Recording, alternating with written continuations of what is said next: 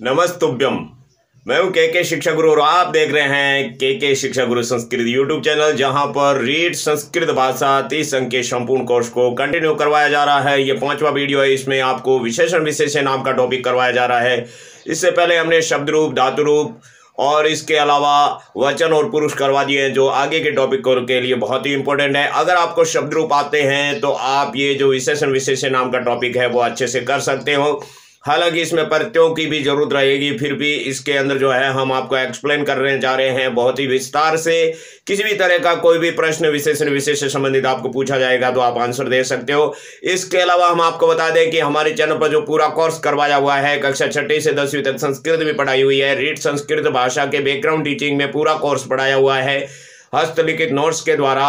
उसको आप हमारे जो है डिस्क्रिप्शन बॉक्स में जाकर या फिर आई बटन दबा करके पूरा कोर्स पढ़ सकते हो। तो चलिए शुरू करते हैं आज का वीडियो, जिसका नाम है विशेषण विशेष्य। तो विशेषण विशेष्य में सबसे पहले आपकी जो बात रहेगी कि है क्या विशेषण विशेष्य। तो पहले अपन विशेषण विशेष्य को समझ लेते हैं और उसके बाद में बात करते हैं कि विशेषण विशेष्य के प्रश्न कैसे बनते हैं, वाक्य के अंदर इनकी पहचान कैसे होती है। पहले विशेष्य को जानते हैं। विशेष्य मतलब उपमेय, मतलब उपमेय और ये होता है उपमा।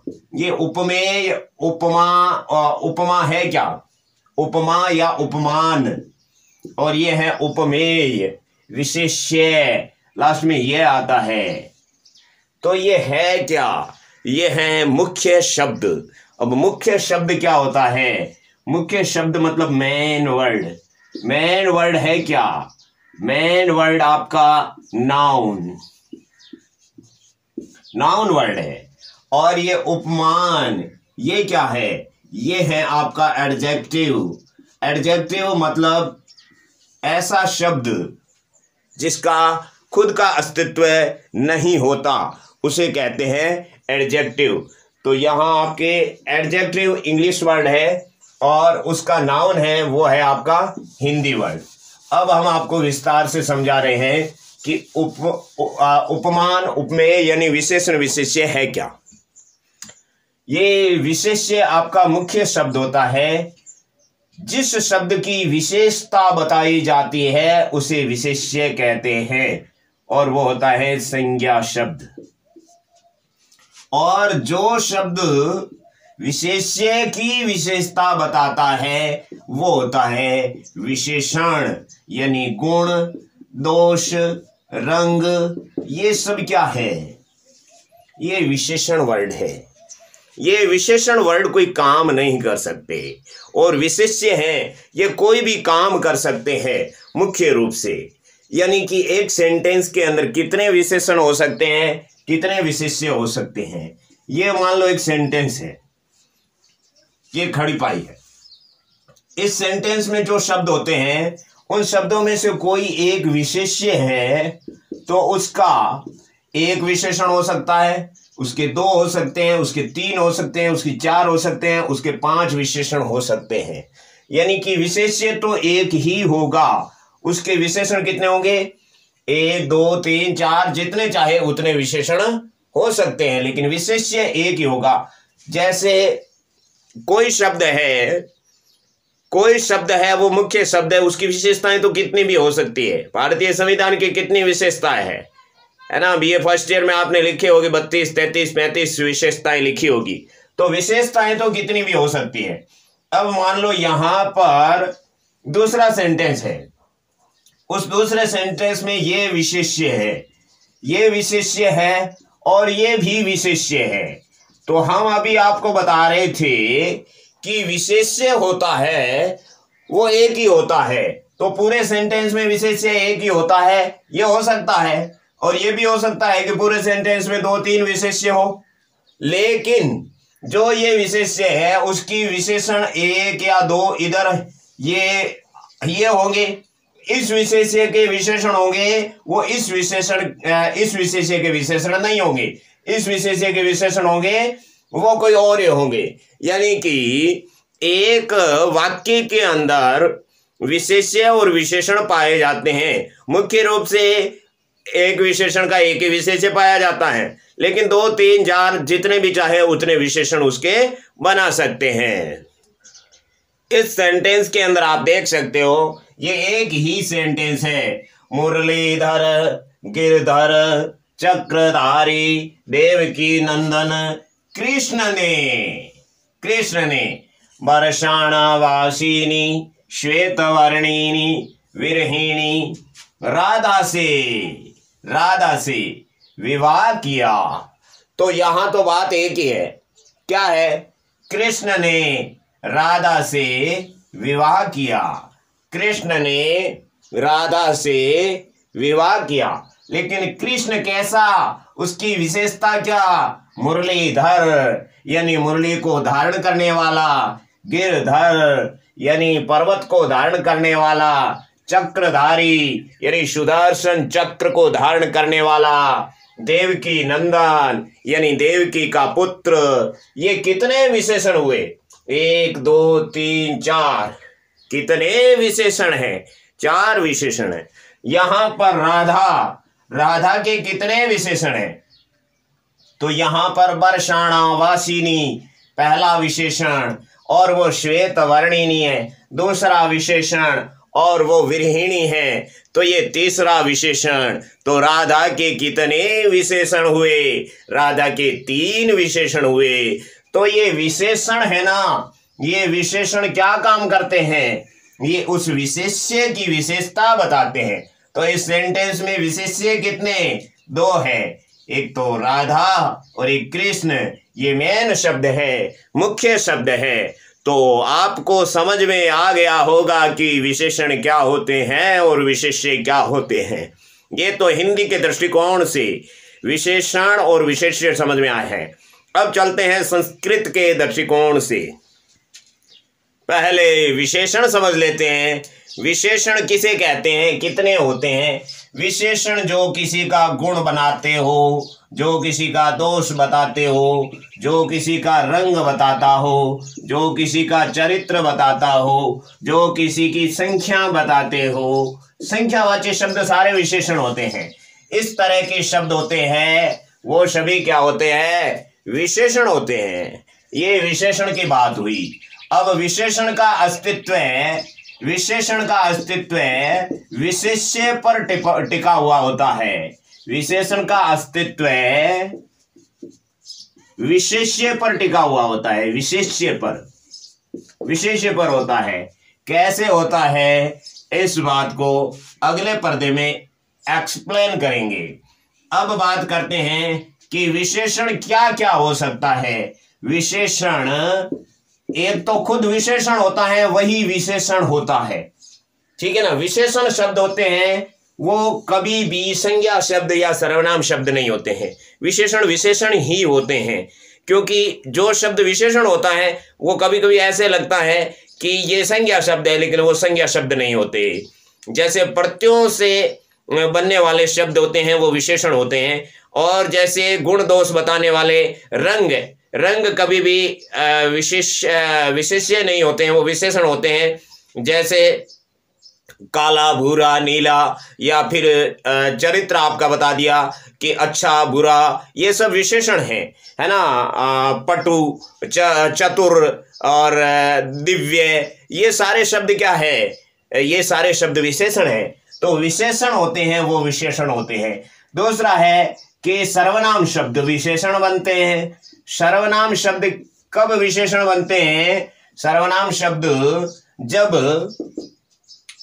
कोई संज्ञा और सर्वनाम साथ में लिखा हुआ है तो सर्वनाम विशेषण बन जाता है। जैसे स बालक, तो यहाँ पर स बालक यानी वह बालक, तो बालक की विशेषता है कि वो वह है, तो वह क्या बन गया? विशेषण बन गया, ठीक है ना। तो ये सर्वनाम विशेषण भी होता है और विशेष्य भी होता है। और कभी कभी संज्ञा शब्द होते हैं, संज्ञा शब्द वो भी क्या होते हैं? वो भी विशेषण बनते हैं। जैसे यहां पर मैंने लिखा गोपाल, तो गोपाल तो संज्ञा शब्द है, लेकिन वो देखिए यहां पर लिख दिया गोपाल कृष्ण। कृष्ण दामोदरम, तो वहां पर ये दामोदर वगैरह क्या है, संज्ञा शब्द है, लेकिन वो यहां पर विशेषण का काम कर रहे हैं। कृष्ण क्या है, कृष्ण तो संज्ञा शब्द है ही, लेकिन यहां पर गोपाल विशेषण है।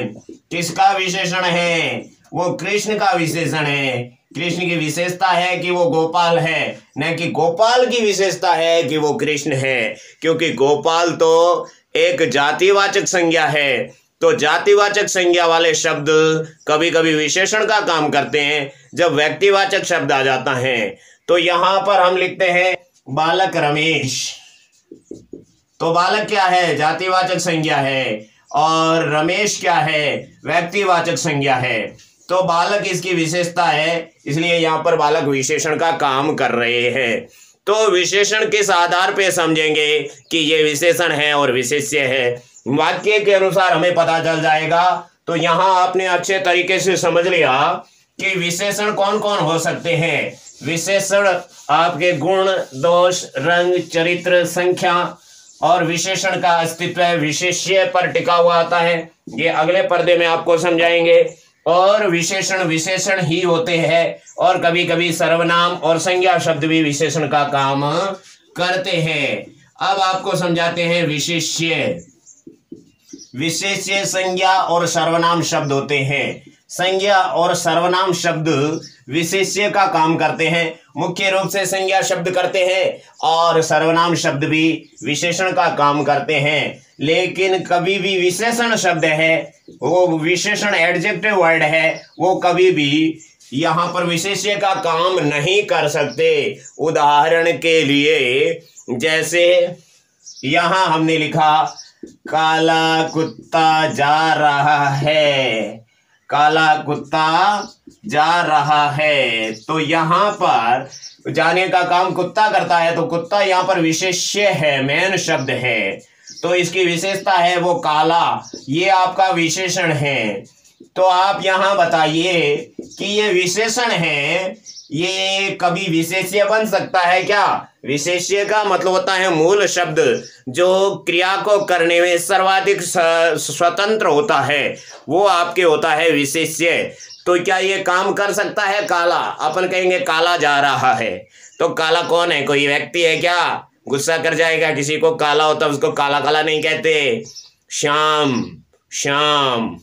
चलिए, काला जा रहा है यानी विशेषण कोई काम नहीं कर सकता, विशेषण कोई क्रिया नहीं कर सकता। जैसे अपन कोई कहे कि दिव्य पुरुष आ रहा है, तो अपन कहेंगे दिव्य आ रहा है, समझ में नहीं आएगा। दिव्य यानी विशेषण कोई काम नहीं कर सकता, इसलिए विशेषण जहां काम नहीं कर सकता तो वहां विशेष्य काम कर सकता है। इसलिए विशेष्य जो होते हैं वो संज्ञा सर्वनाम हो सकते हैं, लेकिन विशेषण नहीं हो सकता। ये तो बात हुई आपके हिंदी के दृष्टिकोण से। अब बात करते हैं संस्कृत के दृष्टिकोण से। अब संस्कृत में समझने के लिए दृष्टिकोण हिंदी वाला होना चाहिए, क्योंकि देखिए जो वचन और जो विभक्ति और जो लिंग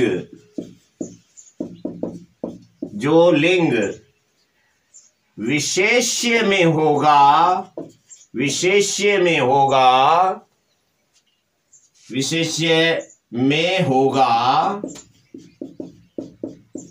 वही वचन, वही विभक्ति और वही लिंग किसमें होगा?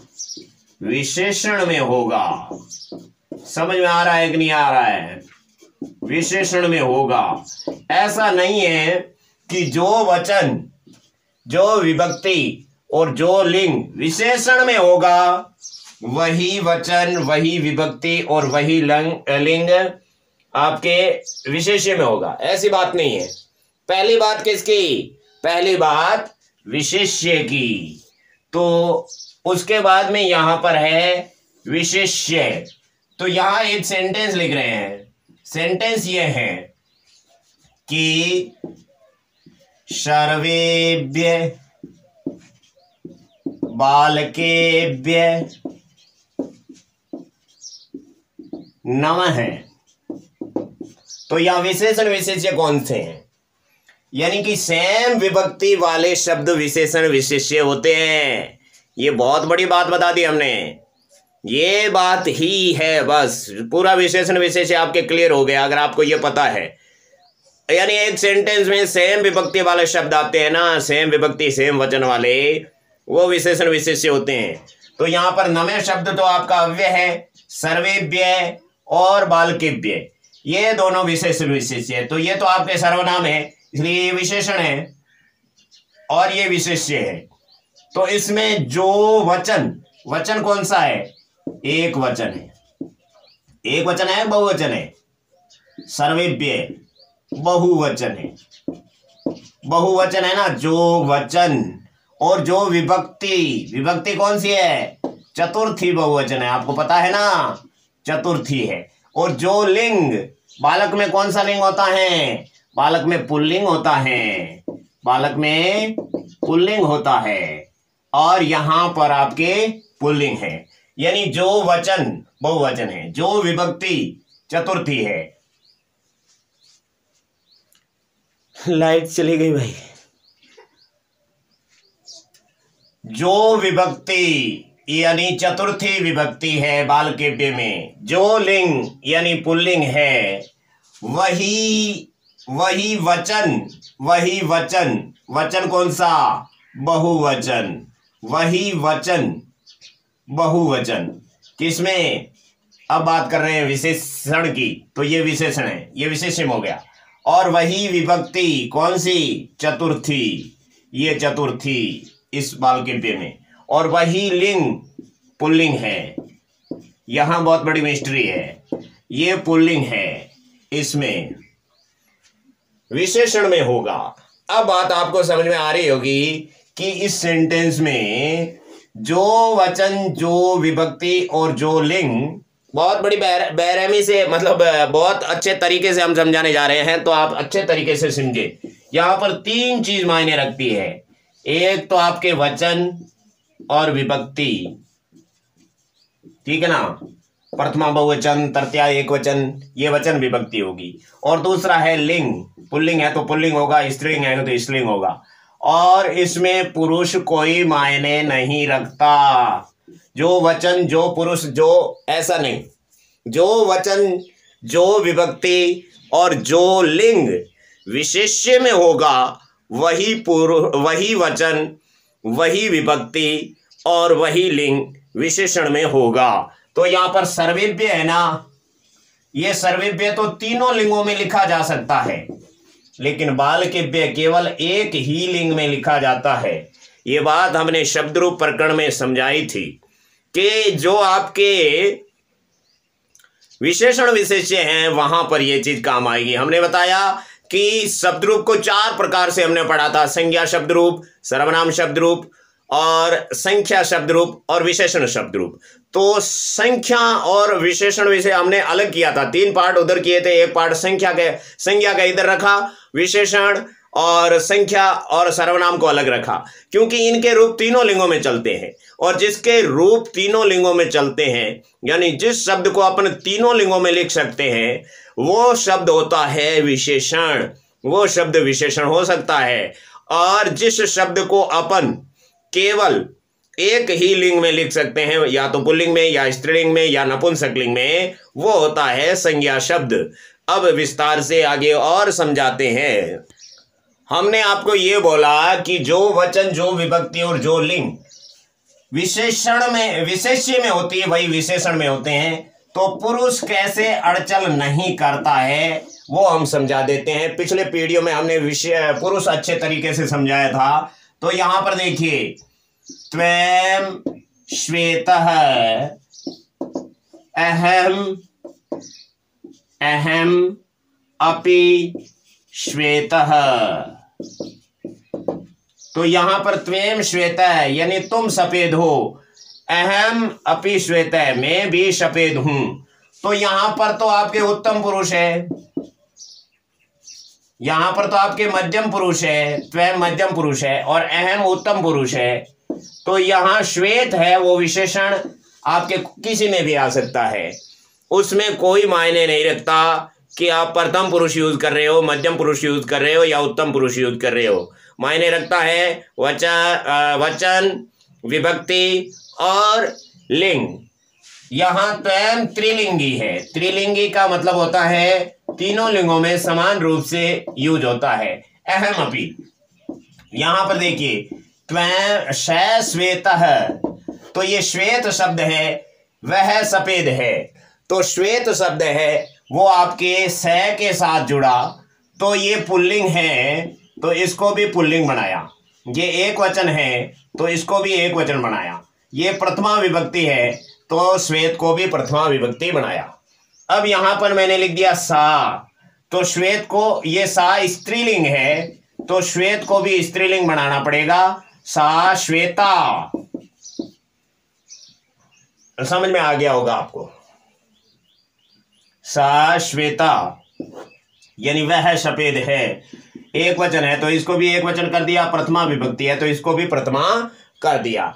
अब मैंने ये किया तत्, तत् यानी वह फल है या फिर कुछ है, तो तत् श्वेतम, श्वेतम लिख दिया, क्योंकि ये नपुंसकलिंग है तो इसको भी नपुंसकलिंग किया। एक वचन प्रथमा विभक्ति है तो इसको भी एक वचन प्रथमा विभक्ति में कन्वर्ट किया। यानी श्वेत शब्द है वो तीनों लिंगों में लिखा जाता है, यानी विशेषण शब्द है उनको कन्वर्ट कर सकते हैं अपन तीनों लिंगों में। इसीलिए जब अपन पढ़ते हैं, क्या पढ़ते हैं, जब अपन प्रत्यय पढ़ते हैं तो ये पढ़ते हैं कि जैसे नदी के समान इसका रूप चलेगा, लता के समान इसका चलेगा, फल के समान चलेगा। किसी भी एक प्रत्यय से जुड़े हुए शब्द को अपन तीनों लिंगों में लिखते हैं, उसका कारण यही है कि वो विशेषण शब्द बन जाता है। विशेषण विशेष्य को और भी तरीके से सीखेंगे, लेकिन जो आपके 1 से लगाकर 4 तक जो संख्याएं होती है उन संख्याओं के विशेषण विशेष्य को अच्छे तरीके से सीख लेते हैं। तो यहाँ सबसे पहले देखिए, पहला वाक्य है एक बालक, एक बालिका, एक फल। तो एक तो विशेषण है आपका, बालक विशेष्य, बालिका विशेष्य, फल विशेष्य, क्योंकि ये संज्ञा शब्द है। तो एक तीनों के अंदर कॉमन है, एक एक एक, वन वन वन। इंग्लिश में भी सेम, हिंदी में भी सेम, लेकिन संस्कृत में चेंज होगा विशेषण, यानी कि विभक्ति का प्रयोग करेंगे। बालक है तो यहां पर लिखेंगे बालकः, बालिका के लिए संस्कृत में बालिका ही आएगा, और या फल है तो यहां पर क्या आएगा, फलम आएगा। बात समझ में आ रही है ना। तो यहां पर बालक का विशेषण होगा एक है, इसको पुल्लिंग में लिखेंगे। स्त्रीलिंग में एक को लिखेंगे एका, नपुंसकलिंग में एक को लिखेंगे एकम। यानी कि ये बात आपने समझ ली, यहां आपको समझ में आ गया 3 वाक्य। अब 2 बालक, तो 2 बालक है तो 2 को संस्कृत में लिखेंगे द्वौ, क्योंकि बालक है वो पुल्लिंग है, इसलिए यहां पर बालक को भी लिखना पड़ेगा बालकौ। तो बालक में प्रथमा विभक्ति द्विवचन है तो 2 शब्द में भी प्रथमा विभक्ति द्विवचन है। अब यहां पर 2 बालिकाएं, तो बालिका के लिए संस्कृत में कैसे लिखते हैं, बालिके, तो 2 को लिखेंगे द्वे, द्वे बालिके, सेम टू सेम आएगा, क्योंकि 2 शब्द है उसके रूप कैसे चलते हैं हमने आपको शब्द रूप प्रकरण के अंदर जो है संख्यावाची शब्द और कर्मवाची शब्दों के शब्द रूप को अच्छे तरीके से समझाया है। तो वहां आप देख सकते हो कि 2 के रूप कैसे चलते हैं। यहां पर 2 फल है तो फल को भी संस्कृत में फले, फलम फले ऐसे लिखते हैं, तो 2 को कैसे लिखेंगे, द्वे, यानी 1 और 2 तो आपको समझ में आ गया। अब बात करते हैं 3 की, ये 3, ये 3, ये 3। तो यहां पर 3 बालक है तो पुल्लिंग में 3 को कैसे लिखते हैं, त्रय है, बालक कहा बहुवचन में लिखेंगे। और यहाँ स्त्रीलिंग में यहां पर क्या है, यहां बालिका है, यहां पर क्या है, बालिका, तो बालिका के लिए तीसरा है, बालिका, बालिका, बालिके, बालिका, प्रथमा विभक्ति बहुवचन लिखना पड़ेगा। तो ये वर्ड आपको परीक्षा में पूछा जाएगा, यहाँ खाली जगह दे देंगे, आगे बालिका लिख दिया तो क्या लिखोगे, तीसरे, आगे बालिका बालका लिख दिया तो त्रय लिखोगे। और इधर फलम फले फलानी, फलम फले फलानी, एक वचन, द्विवचन, बहुवचन, तो यहां पर क्या लिखोगे? त्रीणी। ये आपको परफेक्टली याद रखने हैं। ये विशेषण है, ये विशेषण है, ये विशेषण है। अब यहां पर लिख दिया चार, चार है और यहां पर भी चार, यहां पर भी चार, तो 3 और 4 का एक जैसा ही है। यहां पर त्रय है तो यहां पर होगा चत्वार है, बाल का सेम टू सेम। यहां पर तिस्र है तो यहां पर चतस्र और बालिका सेम टू सेम। यहां पर त्रीणी तो यहां पर चत्वारी और फलानी सेम टू सेम। तो ये आगे से आगे ये बाल का तो सेम रहेगा क्योंकि ये बहुवचन बन गया, तो उसके बाद में 3, 4, 5, 6 जितने भी आएंगे सबके लिए सेम रूप चलेगा, क्योंकि बहुवचन होता है उसमें 3, 4, 5, 6 जितने भी होते हैं सब कुछ होते हैं। अब देखिए यहां पर 5 बालक, 5 बालिका और 5 फल, तो यहां 5 को संस्कृत में क्या कहेंगे? 4 को तो पुल्लिंग में चत्वार है, स्त्रीलिंग में चतस्र है और नपुंसकलिंग में चत्वारी कह दिया, लेकिन 5 को पंच बालका और पंच बालिका और पंच फलानी, इस तरह से आपको हमने बताया कि 4 तक पुल्लिंग, स्त्रीलिंग, नपुंसकलिंग अलग अलग लिखा जाता है, लेकिन 5 और इसके आगे जितने भी शब्द होंगे सभी के अंदर जो है एक जैसा ही लिखा जाएगा तीनों लिंगों में। ये आपके संख्या ज्ञान और समय घटिका नाम का टॉपिक है, उसके अंदर समझाया हुआ है। चलिए आगे चलते हैं। जब सर्वनाम विशेषण बनता है तो कैसे बनता है? सर्वनाम विशेषण को समझ लेते हैं। यहां पर है तेभ्य, बालकेभ्य, तो बालकेभ्य विशेष्य है, चतुर्थी बहुवचन है, तो तत् सर्वनाम में भी चतुर्थी बहुवचन आ गया। बालिकाभ्य चतुर्थी बहुवचन है, तो यहां पर तत् सर्वनाम में स्त्रीलिंग आ गया ताभ्य, इसलिए सर्वनाम के रूप तीनों लिंगों में अलग अलग चलते हैं। यहां पर संसार शब्द है वो विशेषण है और इसमें सप्तमी एक वचन है, तो इदम सर्वनाम शब्द है, सप्तमी एक वचन है, अस्मिन संसारे, इस संसार में। और तेसु वनेसु, वनेसु में सप्तमी बहुवचन है, इसलिए तेसु के अंदर भी सप्तमी बहुवचन आएगी। और तया लतया, लतया में तृतीया एक वचन है, स्त्रीलिंग है, इसलिए तया आ गया स्त्रीलिंग, तृतीया एक वचन। भवतः है, भगवतः है, भगवतः है विशेषण है, यहाँ पर विशेष्य है, तो इसके अंदर षष्ठी एक वचन है, तो भवत सर्वनाम शब्द है उसके अंदर भी षष्ठी एक वचन है, ये पुल्लिंग है तो ये भी पुल्लिंग है। उसके बाद में तानी फलानी, फलानी आपका विशेष्य है, ये प्रथमा बहुवचन है, तो तानी भी प्रथमा बहुवचन। यहां पर त्वमेव माता, तो यहां पर त्वम एव माता, तो ऐसा होने पर माता है वो प्रथमा एक वचन है, इसलिए त्वम भी प्रथमा एक वचन है। त्वम युष्मद सर्वनाम शब्द है, तो सर्वनाम शब्द होते हुए भी ये विशेषण का काम कर रहा है।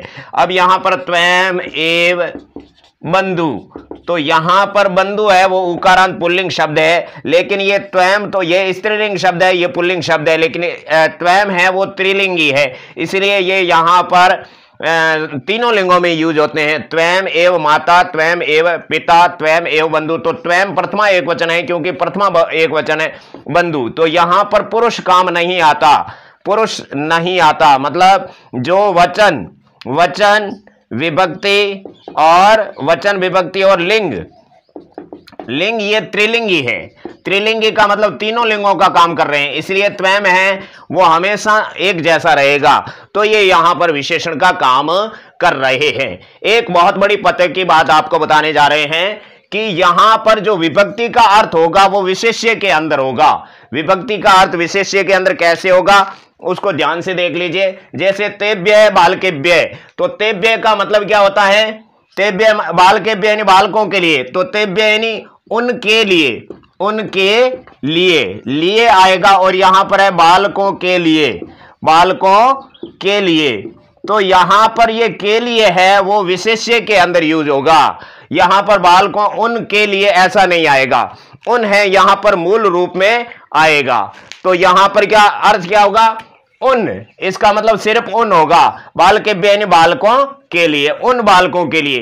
ताभ्य बालिकाभ्य, उनके लिए, बालिका के लिए। अलग अलग अर्थ करेंगे तो चतुर्थी का अर्थ लगेगा, लेकिन यहां अलग अलग अर्थ नहीं होगा, काव्य यानी उन बालिकाया, काव्य यानी बालिकाओं के लिए। अस्मिन संसारे, अस्मिन का अलग से अर्थ करेंगे तो इसमें होगा क्योंकि सप्तमी के हिसाब से, लेकिन संसारे साथ में आ गया तो इस संसार में समझ में आ गया होगा।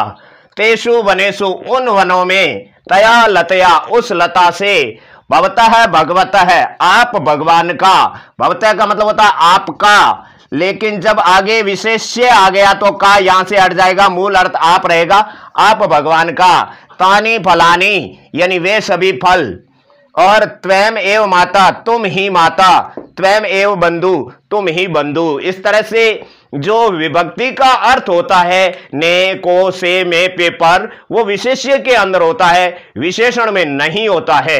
चाहे वो सार्वनामिक विशेषण हो, चाहे संख्यावाची विशेषण हो, चाहे गुणवाची विशेषण हो। कुछ प्रैक्टिस और कर लेते हैं। यहां पर कुछ गुणवाची विशेषण की बात करते हैं। तो यहां लिखा है निर्धनय है, जनय है, तो यहां इसका अर्थ होगा गरीब व्यक्ति, गरीब व्यक्ति। तो निर्धनय जनय इसका प्रथमा एक वचन है, गरीब व्यक्ति ने, तो ने कहां लगा, विशेष्य के साथ में लगा, गरीब के साथ नहीं लगा। दिव्यस्य पुरुषस्य, षष्ठी विभक्ति एक वचन है, पुरुष विशेष्य है, उसके विशेषण में भी सेम टू सेम विभक्ति है, तो इसका अर्थ होगा दिव्य पुरुष का के की। का के की किसके साथ में लगेगा, ये आपके पुरुष के साथ में लगेगा, दिव्य का नहीं लगेगा। श्वेते हंसे यानी सफेद हंस पर किसके साथ लगा, हंस के, क्योंकि हंस क्या है, विशेष्य, श्वेत उसकी विशेषता है। बुद्धिमताम बालका नाम, बुद्धिमता तकारांत शब्द है, षष्ठी बहुवचन है, और बाल का नाम यहां पर भी षष्ठी बहुवचन है, तो बुद्धिमान, बुद्धिमान बालकों का के की यहां पर लगेगा, बालकों का के की लग जाएगा। और कृष्णयो बालकयो, ये षष्ठी सप्तमी दोनों है, द्विवचन है। कृष्ण का मतलब काले, काले बालकों, बालकों का के की भी लग सकता है, और में पेपर भी लग सकता है, according to demand of sentence. Okay, एक श्लोक के माध्यम से हम आपको विशेषण विशेष से समझा रहे हैं, जो आपके श्रीमद् भगवत गीता का श्लोक है, बहुत ही शानदार है। इसके अंदर आपके जो है विशेषण विशेष से समझाए हुए हैं, ध्यान से देखिए। वंसासि जीर्णानि तथा विहाय नवीनानि नवानि गृह्णाति नरोपराणि तथा शरीराणि विहाय जीर्णान्यानि संयाति नवानि देहि।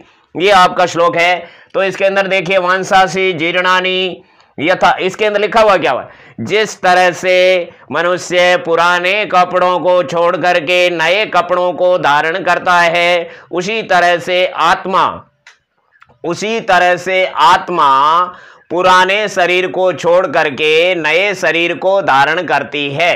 तो यहां पर देखिए, यथा यहां से अनुवाद शुरू होगा, जिस प्रकार, जिस प्रकार। अब यहां पर नंबर 2 पे इसका अर्थ होगा मनुष्य, उसके बाद में इसका अर्थ होगा नंबर 3 पे, नंबर 3 पे इसका अर्थ होगा वंसासि यानी पुराने, और फिर जीर्णानि, जीर्णानि का मतलब होता है पुराने।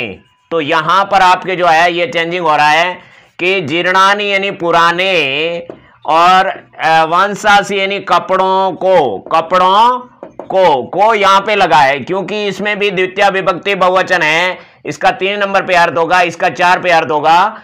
यहां पर द्वितीय विभक्ति बहुवचन है, और यहां पर भी द्वितीय विभक्ति बहुवचन है, इसलिए ये आपस में विशेषण विशेष्य हो गए। ये तो आपका विशेषण है, और ये है विशेष्य। तो यहां विशेष्य के साथ में को लगा है, पुराने कपड़ों को, द्वितीय बहुवचन है, जीर्णम जीर्णे जीर्णानि, जीर्णम जीर्णे जीर्णानि, द्वितीय बहुवचन। और यहां पर वंसासि के अंदर भी द्वितीय बहुवचन है, तो इसका पुराने कपड़ों को एक विशेषण विशेष यहां पर पकड़ लिया। जिस प्रकार मनुष्य पुराने कपड़ों को, विहाय के अंदर वी उपसर्ग है, हा धातु है, लेप प्रत्यय है, लेप प्रत्यय कर के अर्थ करता है छोड़कर, विहा का मतलब छोड़ना। फिर नवानी अप्राणी, अप्राणी इसका विशेषण है, किसका, नवानी का।